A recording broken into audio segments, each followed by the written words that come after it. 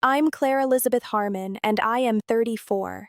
My parents demanded that a public apology be made at our family reunion for embezzling $47,000 from my grandmother's estate, a crime my cousin Veronica actually committed. And when the refusal came, my mother stood in front of 63 relatives and said the jealousy had always been there, the difficulty had always been present, that being the one who couldn't let Veronica shine was just who Claire was. The humiliation lasted 11 minutes. My father didn't say a word. My grandmother, the woman whose money Veronica stole, sat in her wheelchair and watched my mother force my head down until the weeping came into my own hands, apologizing for something that never happened. That was Saturday, August 12th, 2023. By Sunday evening, a one-way ticket to London Heathrow sat confirmed for Tuesday at 6:47 p.m. Before leaving, one more thing required attention. The smart home system in the house my parents had just spent $340,000 renovating needed rewiring. Every light, every lock, every thermostat, every camera. The system my father had requested be installed because the family's IT specialist, the one skill they found useful, could do it. Welcome back to Family Revenge Stories, where ordinary women face impossible family moments and answer them with a steady voice instead of a raised one. If you've ever been called too much for finally drawing a line, you're in the right place. Drop a comment and be sure to subscribe. The Harmon family home sits on 4 acres outside Gettysburg, Pennsylvania, where the air in August smells like cut grass and diesel from the farm equipment next door. The house itself is a renovated 1840s stone farmhouse with new double-pane windows that my father insisted on, the kind that trap heat in the summer and make the second floor unbearable.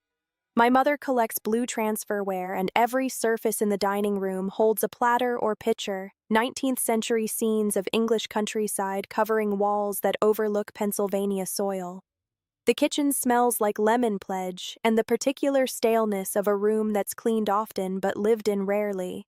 My parents are Richard and Maureen Harmon. Dad worked 32 years as an insurance adjuster. Mom taught elementary school until Veronica was born, then found her true calling as Veronica's manager, publicist, and full-time apologist. Veronica is my cousin, daughter of my mother's younger sister Diane, but the raising happened in our house from age 7 after Diane died of an aneurysm in a Target parking lot. The family tragedy that everyone handled beautifully, especially Veronica, who was so brave, so resilient, so deserving of every opportunity and every benefit of every doubt. Veronica has my old bedroom, the one with the window seat and the built-in bookshelves. The room after her arrival was the converted attic space with the sloped ceiling and the bathroom shared with the guest hallway. The hierarchy was never a secret. Veronica got the first plate at dinner. Veronica's recitals and games and science fairs went on the calendar in permanent marker while my events were written in pencil, subject to change. When Veronica needed $18,000 for a semester abroad in Barcelona, the college fund required adjustment. When she needed a car, the Honda Civic my grandparents gave me for graduation was re-registered in her name. My mother explained it every time with the same phrase, delivered in the same tone of strained patience. Claire, she lost her mother. You still have yours. Grandmother Eleanor, my father's mother, is 91. She has vascular dementia and a trust worth $1.2 million, managed jointly by my father and his brother, my Uncle Tom. Eleanor lives in a memory care facility in Harrisburg that costs $8,100 per month. She recognizes people about half the time.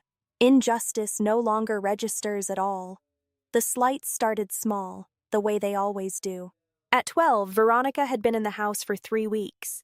The kitchen scene involved Mom making her famous lemon bars for the church bake sale, the ones that always sold out first, and Veronica asked if she could help. My mother handed over the spatula and the bowl and said, "Of course, sweetheart, you're such a natural in the kitchen." The help with those lemon bars had been ongoing since age 8. The recipe was memorized. But when the reach for the measuring cups came, Mom touched my hand and said, "Let Veronica do it, Claire. She needs to feel useful right now." The lemon bars went to the sale under Veronica's name. Mrs. Kowalski from the church office told Veronica she had a real gift. Standing there holding the empty Tupperware, not a word was said. At 26, the promotion to senior network analyst at the firm in Philadelphia arrived, a job that required 60-hour weeks to earn, a $22,000 raise, and an office with a door. The drive home to tell my parents over Sunday dinner included a bottle of wine, a $40 Pinot Noir the budget couldn't really afford. My mother opened the door and hugged me and said, "Perfect timing, we have news." Veronica was in the living room with a man no one had met before. His name was Brendan, pharmaceutical sales, 6 weeks of dating. Veronica held out her hand. The ring was an emerald-cut diamond, maybe a carat and a half, set in platinum. My mother actually screamed with joy. Dad shook Brendan's hand and clapped him on the shoulder and said, "Welcome to the family, son." 3 hours went to discussing wedding venues and color palettes and whether a spring or fall ceremony would photograph better. The promotion got mentioned once, during a lull while Mom was getting dessert. Dad said, "That's great, Claire," and then turned back to Brendan to ask about his golf handicap. The wine stayed in the bag. The drive back to Philadelphia happened at 9:30, and the drinking happened alone in the apartment, looking out at the streetlights on Chestnut. At 29, the engagement came to a man named Daniel Roth, a civil engineer met through work. Daniel was steady and kind, the type of person who remembered coffee orders and didn't mind late work hours. The proposal happened on a hiking trail in Michaud State Forest. No audience, no theatrics, just a ring and a question. The call to my parents went out that night. My mother answered. The news was delivered. There was a pause, then she said, "Well, that's wonderful, honey. Listen, can I call you back? Veronica's here and we're in the middle of addressing her wedding invitations." The return call came 4 days later. The engagement was acknowledged in one sentence. Then the conversation turned to whether Veronica should register for China or just ask for cash. Daniel and the marriage happened at the courthouse with 2 friends as witnesses. My parents sent a card. Veronica's wedding had 340 guests and a harpist. At 32, Veronica's marriage to Brendan had ended after 14 months, a split she described as mutual, and he described, in a Facebook post he later deleted, as the inevitable result of marrying someone who spent money like it was a competitive sport. Veronica moved back into my old bedroom. Part-time work at a boutique in Carlisle and community college classes she never finished filled her days. My parents paid her rent, her car insurance, her phone bill. Access to my grandmother's house came because she sometimes drove Eleanor to appointments. This was presented as Veronica being helpful. "She's so good with Eleanor," my mother said. "Your grandmother lights up when she sees her." Then, last November, Uncle Tom called my father. There were irregularities in Eleanor's account. Withdrawals that didn't match the facility's billing. 4 checks made out to cash, $8,000 each, plus ATM transactions totaling another $15,000. The dates ranged from March through October. My father went pale when he hung up the phone. Sunday dinner was happening. Veronica was upstairs. Dad said, "Tom's bringing the bank records tomorrow." My mother said, in a voice like glass, "There has to be an explanation." The explanation, according to Veronica, was me. Tears came when they confronted her. She said she didn't know anything about the withdrawals. Then she said, "Wait, didn't Claire have Eleanor's debit card for that prescription pickup in June?" The drive of Eleanor to a cardiology appointment happened on June 8th. Eleanor had asked for the prescription to be filled on the way home and given me her card. The card was returned that same day. Veronica said, "Maybe she wrote down the numbers. She's always been so weird about money." My mother looked at me across the table. Dad had the bank statement in his hand. Veronica said, "I mean, she's never forgiven me for the bedroom, has she?" The statement came that no money was taken. The explanation was one use of Eleanor's card, with permission, for a $19 copay at Rite Aid. The receipt still existed. Veronica said, Of course you kept a receipt. You're so meticulous. That's exactly what someone would do if they were covering their tracks. My mother said, Claire, if you needed money, why didn't you just ask? No yelling happened. The facts were repeated. One transaction, one receipt. No access to Eleanor's account beyond that single day. Veronica had been driving Eleanor to appointments for 9 months. Veronica had a key to Eleanor's house. My father said, "Let's not make accusations." And the realization came that he was talking to me, not to Veronica. Uncle Tom hired a forensic accountant. The report took 4 weeks. Early December brought the results. The withdrawals were traced to ATM locations in Carlisle and Mechanicsburg, towns where ATM use had never occurred in my life. 2 of the checks had been cashed at a payday loan store where the security footage, grainy but definitive, showed Veronica. The accountant's report was 11 pages long. Page 7 included a transaction log showing Veronica's phone GPS data, synced to withdrawal times. She'd been at the ATM at the Mechanicsburg Walmart on March 14th at 2:37 p.m., the exact time $3,000 was withdrawn from Eleanor's account. Uncle Tom sent the report to my father on December 18th. My father called a family meeting on December 20th.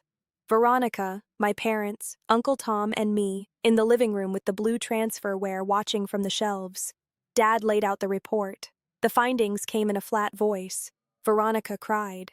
A mistake had been made, she said. The money was borrowed and would be paid back. The stress from the divorce meant she wasn't thinking clearly. She knew it was wrong, but she panicked. My mother held her while the sobbing continued. Dad said, "This stays in the family. Eleanor doesn't need the upset. We'll set up a payment plan." The statement came. She stole $47,000 from her grandmother. My mother's head snapped toward me. "She made a mistake, Claire. She's already suffering." Uncle Tom said the family could cover the repayment and avoid involving the police, but there had to be accountability. My father agreed. Veronica would pay back the money at $500 per month. The debt would be formalized in a document. Everyone would sign it. My mother said, "That's more than fair." The question was asked, "What about the family?" Dad looked confused. "What about them? Are we going to tell them what she did?" My mother's face went hard. "Why would we do that?" "Because she stole from Eleanor. Because people should know."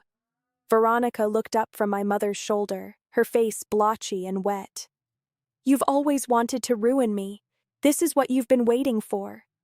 My mother's hand tightened on Veronica's arm. "Claire, I think you should leave." The departure happened.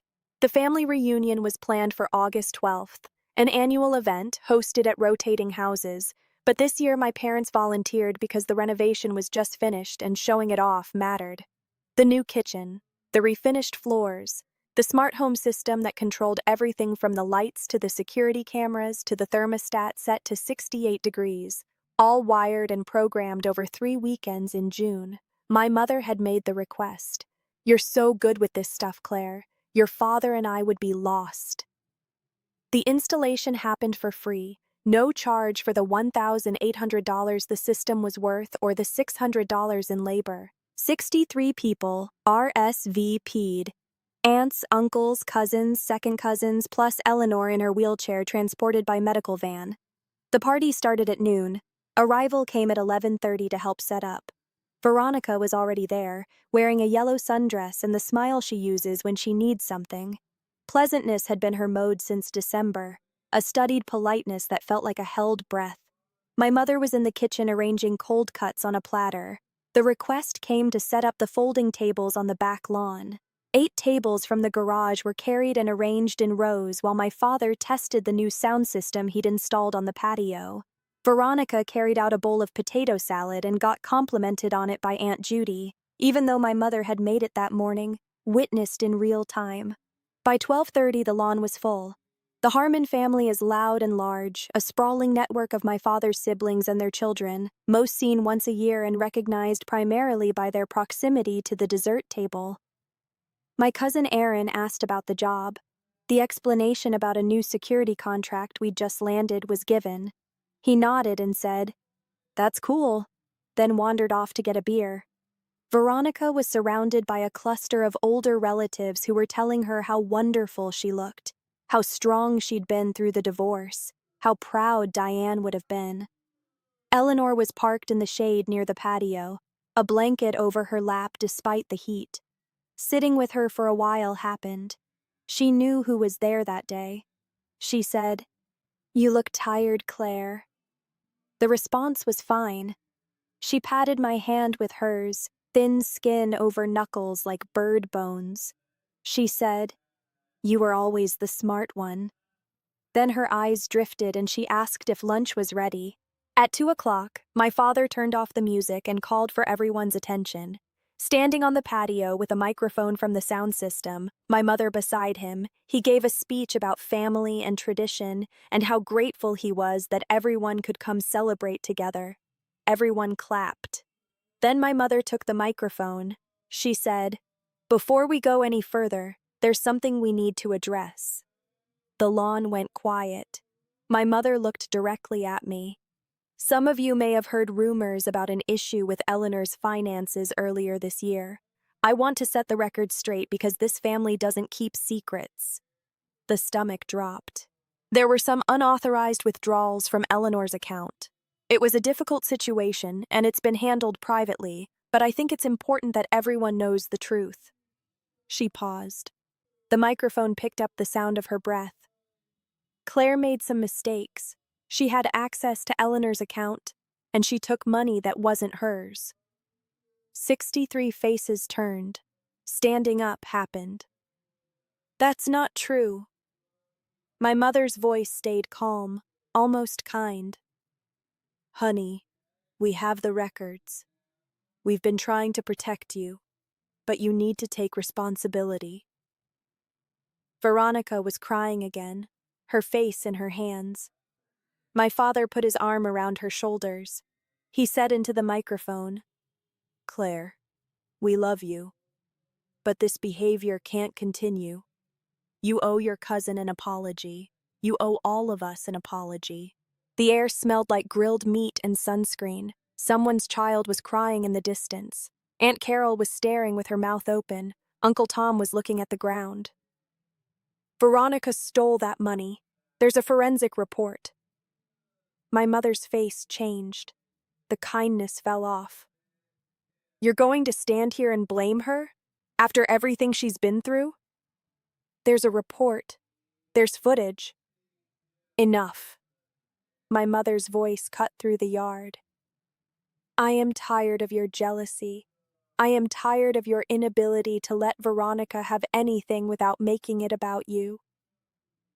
Stepping off the patio, she walked toward me, the microphone still in her hand, her voice echoing across the lawn. "You have been bitter and small since the day she came to live with us. You resented her because she was prettier, because people liked her, because she didn't have to work as hard to make friends. And now you've stolen from an old woman and you want to drag Veronica down rather than face what you've done." The look to my father showed he wouldn't meet my eyes. My mother stood 3 feet away. She said, "Apologize, right now, to Veronica, to Eleanor, and to this family." "No." Her hand came up. For a second the thought was she might hit me. Instead, she pointed to the ground. "Kneel." The yard was silent except for the hum of the patio speakers. "Kneel down and apologize, Claire. Show this family you have some shred of decency left." The reason for compliance remains unclear. Maybe because 63 people were staring. Maybe because the part that had spent 34 years trying to be good enough, still wanted my mother's approval. Maybe because exhaustion had won. The kneeling happened. The grass was damp and it soaked through my jeans at the knees. My mother stood over me. She said, "Now say it," looking up at her. At Veronica behind her, face still covered. At my father on the patio with his hand on the railing. At Eleanor, who was asleep in her wheelchair. Opening the mouth, what came out was a sob, not words. My mother said, "Say it, Claire." crying into hands, shoulders shaking, breath coming in gasps that couldn't be controlled. "I'm sorry." The words came out broken. My mother said, "Louder." "I'm sorry." Again, louder this time, and the shame of it crushed the chest like a stone.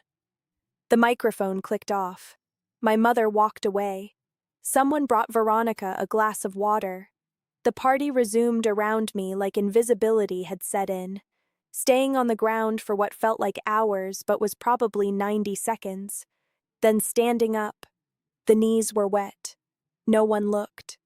Walking through the side gate, getting in the car, and driving back to Philadelphia. The crying didn't continue. Sitting on the apartment floor with back against the couch and phone in hand, 3:47 p.m.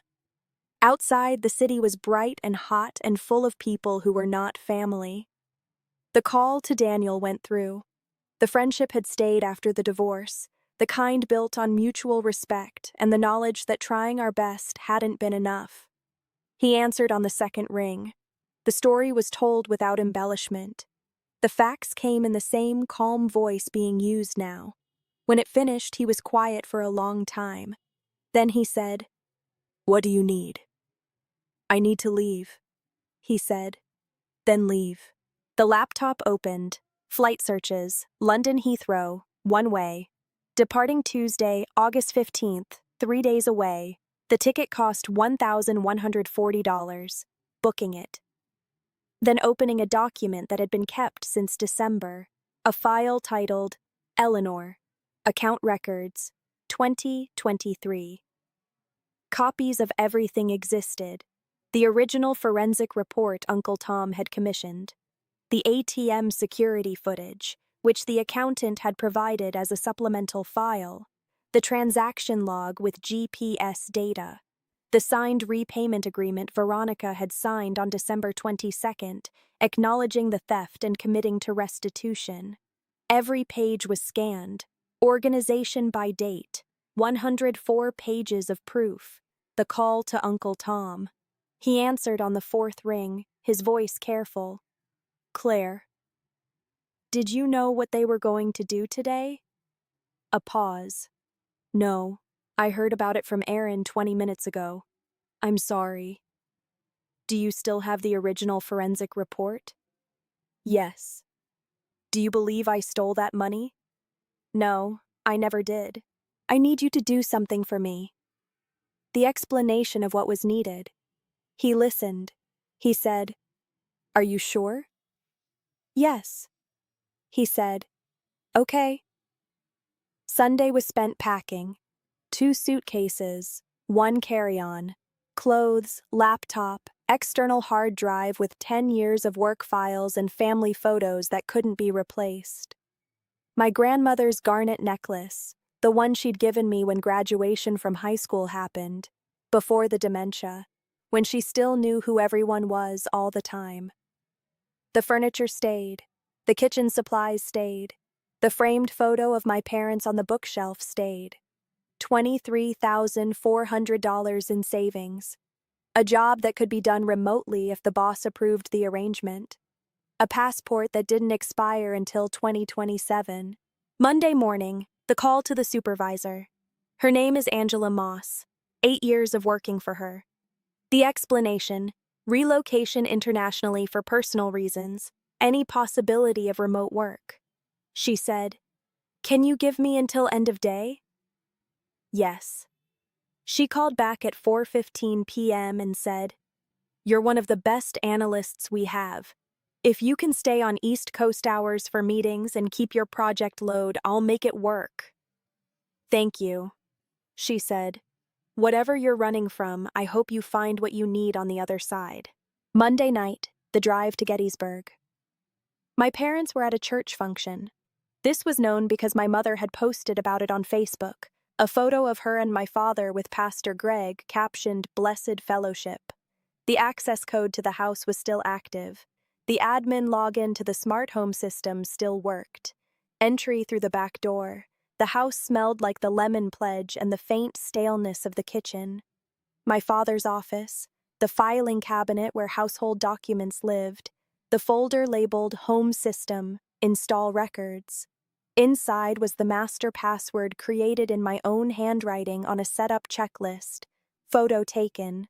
Then the basement where the central hub for the smart system was mounted on the wall near the breaker box.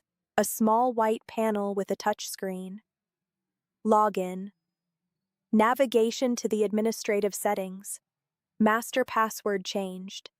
Recovery email changed from my father's address to a burner account created that afternoon. New automation protocol set up. Starting August 16th, the day after the flight, the system would begin a sequence. Every light in the house would turn on at 2 a.m. and turn off at 2:07 a.m. Every door lock would engage and disengage 3 times in a row at 4:30 a.m., the bolts loud enough to wake anyone sleeping. The thermostat would cycle between 55 degrees and 85 degrees at random intervals. The security cameras would send motion alerts to my father's phone every 11 minutes, all night, every night, triggered by nothing. The smart speakers would play a pre-recorded message at 6 a.m. daily. The message was my voice, calm and even, saying, "Good morning, this is Claire. I didn't steal anything. Have a beautiful day." The full forensic report, the ATM footage, the GPS data, the signed repayment agreement, and a 2-page summary written that afternoon went to 47 email addresses. Every member of the family who'd been at the reunion and had an email that could be found. The subject line was simple: the truth about Eleanor's missing $47,000. The email was brief, facts outlined, attachments included, noted that Veronica had signed a legal document admitting to the theft, explained that public humiliation for a crime never committed and forced apology on knees had occurred. It ended with one line: "I will not be responding to messages. I will not be attending future family events.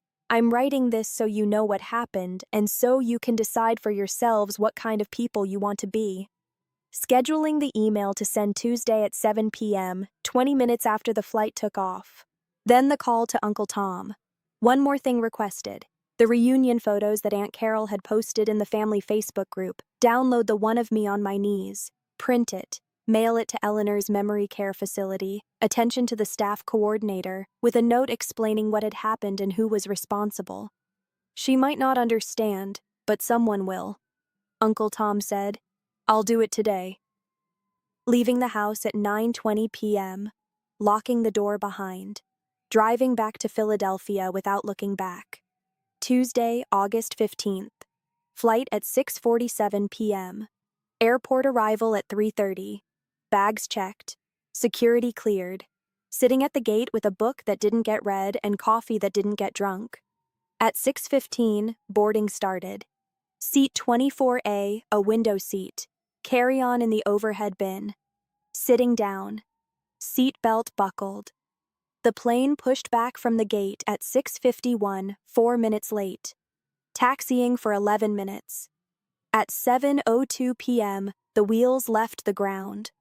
At 7 p.m. exactly, 47 emails had been sent. At 7:04, the phone, still in airplane mode, showed 12 missed calls.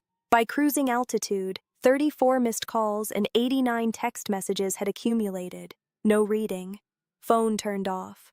Looking out the window at the lights of Philadelphia falling away beneath the wing, the grid of streets and houses getting smaller and smaller until they looked like a circuit board, like something that could be reprogrammed if you knew where the wires went. The flight attendant came by with drinks. Gin and tonic ordered. The woman next to me asked if this was business or pleasure travel. Neither. Starting over. She nodded like that made sense. 7 hours and 22 minutes later, landing at Heathrow. The messages were waiting when the phone turned on in baggage claim.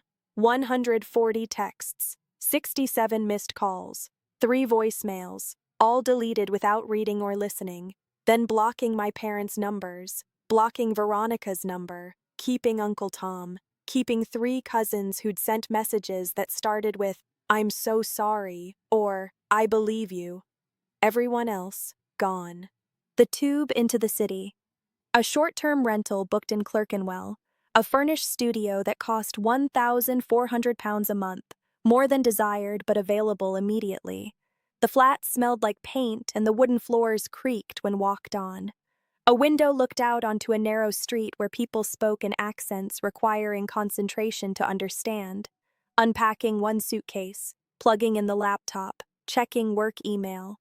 Angela had sent new project assignments and a message that said, "Welcome to London. Take tomorrow to settle. We'll sync Thursday." Opening the document with the forensic report one more time. Looking at page 7, the GPS data, the timestamps, the irrefutable proof, then closing it. No need for it anymore. Uncle Tom called Wednesday evening, London time, early afternoon in Pennsylvania. He said, "You should know what's happening." "Tell me." The email had detonated exactly as intended. Within 2 hours of the send time, the family Facebook group had 112 comments. Aunt Carol had shared the ATM footage in a separate post. Cousin Jenny, who worked as a paralegal, had confirmed that the repayment agreement was legally binding and constituted an admission of guilt. My mother had tried to delete the posts, no admin access. Aunt Lisa, who did, refused. My father called Uncle Tom at 8:30 p.m. Tuesday night, shouting. Uncle Tom told him to read the report and then apologize to me. My father hung up. By Wednesday morning, half the family had called my parents demanding an explanation. My mother issued a statement in the Facebook group claiming the documents had been manipulated. Cousin Jenny replied with a legal analysis of the forensic report and pointed out that it had been commissioned by Uncle Tom, not me, and that the accountant was a licensed CPA with no connection to anyone in the family. My mother stopped replying. Veronica deactivated her Facebook account at 11 a.m. Wednesday. At 1 p.m., Eleanor's memory care facility called my father. The staff coordinator, a woman named Linda Treharn, had received Uncle Tom's letter and the printed photo. A follow-up email from Aunt Carol with the full report had also arrived. Linda told my father that the facility had a zero-tolerance policy for financial exploitation of residents, and that they were obligated to report suspected abuse to Adult Protective Services. My father tried to explain that it had been handled internally. Linda said the facility would be filing a report regardless, and that Veronica was no longer permitted on the visitor list. Uncle Tom said, "Your father asked me to make it go away. I told him I couldn't. I told him he did this." The question about the house. Uncle Tom laughed, a short bark of sound. "Your mother called me yesterday at 6 a.m., screaming that the house was haunted. The lights had been going on and off all night. The locks were clicking. The thermostat was broken. She said they hadn't slept. Your father tried to reset the system and got locked out. He called the company that made the hub and they said the admin account had been changed and they couldn't override it without proof of ownership and a police report for hacking. Your mother said, 'Claire did this.' I said, 'Prove it.' She hung up." The question about calls. He said, "Your mother left you 4 voicemails before she realized you'd blocked her. Then she tried to email. Then she called me and demanded your address in London. I told her I didn't have it. She said, 'You're helping her.' I said, 'Yes.'" What happened next? Uncle Tom said the smart home chaos continued. My parents spent 3 nights in a hotel while my father tried to find someone to manually reset the system. The problem? The installation had been done well. The hub was encrypted. The automation sequences were nested in subroutines that would take hours to unravel. A technician quoted my father $2,700 to do a full factory reset and reinstall. My father paid it. The technician came out on Saturday, getting the system back to default settings. My father tried to rebuild the automations himself and bricked the whole network. As of Uncle Tom's call, my parents' smart home was completely non-functional. $340,000 worth of renovations and turning on light switches manually like it was 1987. Veronica moved out of the house on August 21st, staying with a friend in Harrisburg. My mother told people she was taking space to heal. 3 cousins stopped speaking to my parents. Aunt Carol removed my mother from the planning committee for next year's reunion. Pastor Greg from the church called my father and suggested they meet to discuss accountability and reconciliation. My father declined. On September 3rd, Adult Protective Services completed their investigation. Evidence of financial exploitation found and referred to the Pennsylvania Attorney General's office. The AG declined to prosecute due to the family's restitution agreement, but the finding went on record. Eleanor's trust was amended. My father was removed as co-trustee. Uncle Tom became sole trustee. Veronica was explicitly excluded from any inheritance. My mother sent one letter, arrival at Uncle Tom's address in late September because she didn't know where else to send it. Scanning and emailing the image. The letter was 2 pages, handwritten on monogrammed stationery. It said the family had been destroyed. It said vindictive and cruel. It said humiliation in front of everyone they knew had occurred, that relatives had been turned against them, that Veronica's life had been ruined out of spite. It said an apology was owed. It said Veronica was owed an apology. It said if being part of the family again ever mattered, coming home was required, admitting what was done and making things right. It said, "You were always a difficult child, Claire, but I never thought you'd become a monster." The letter did not say, "I'm sorry." No response was sent.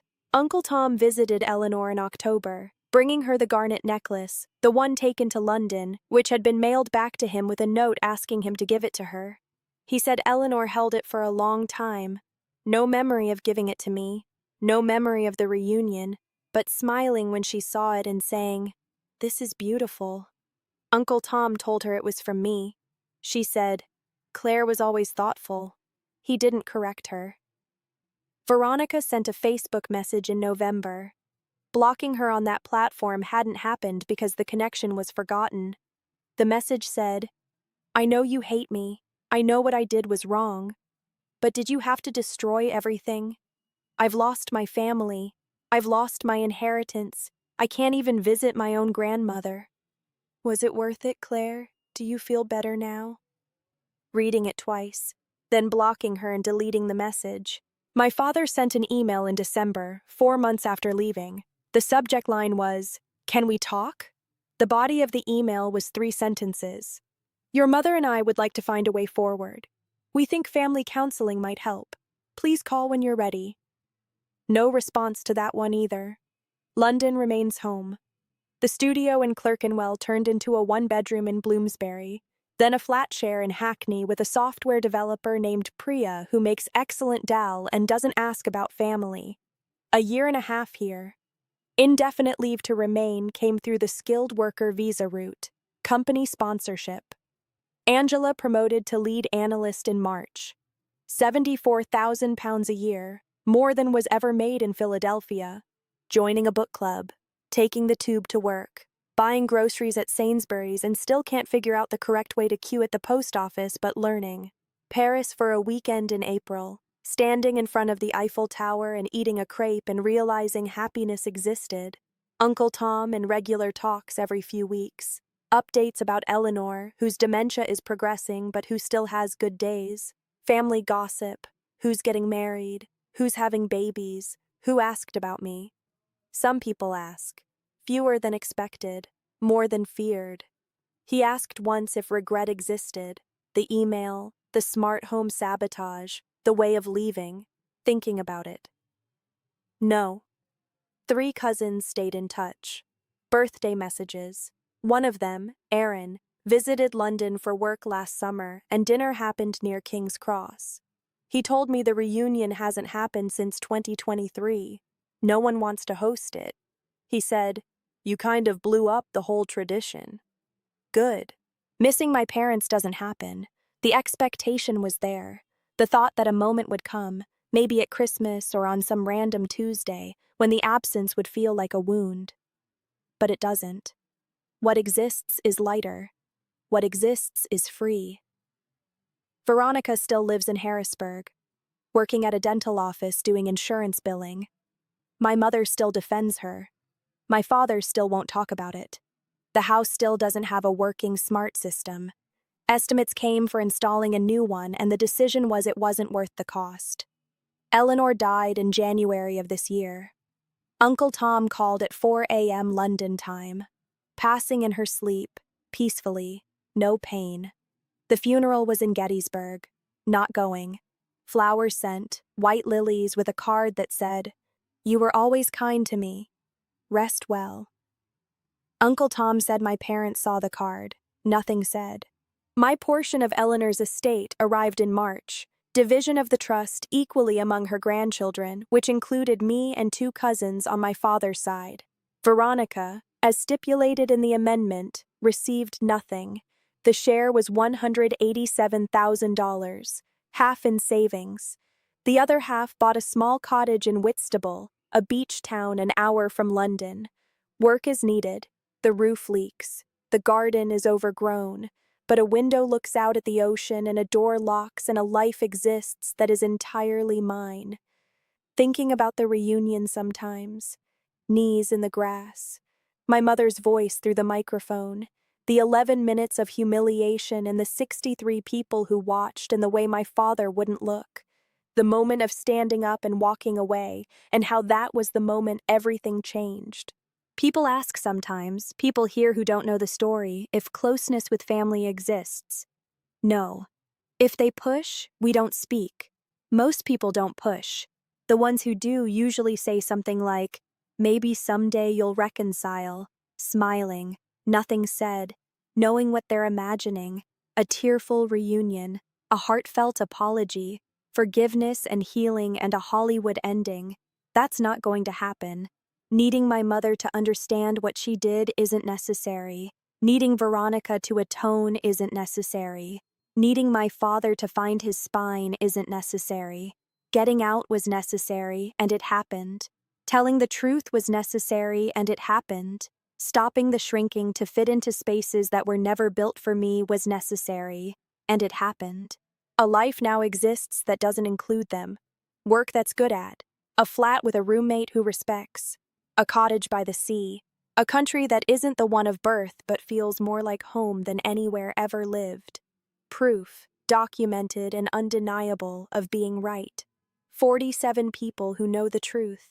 3 cousins who chose me. An uncle who believed when it mattered. The name is back. The family calls me a monster now. Vindictive. Destroyer of everything out of jealousy and spite. Let them say it. Knowing what exists here. The woman who knelt in the grass and then got on a plane. The woman who rewired the locks. The woman who sent the email. The woman who walked away from people who demanded smallness so they could feel bigger. Claire Elizabeth Harmon, 36 years old. And apologies don't happen for things not done. Thank you for staying until the end. Your presence here matters. Hit subscribe. I'll see you in the next story.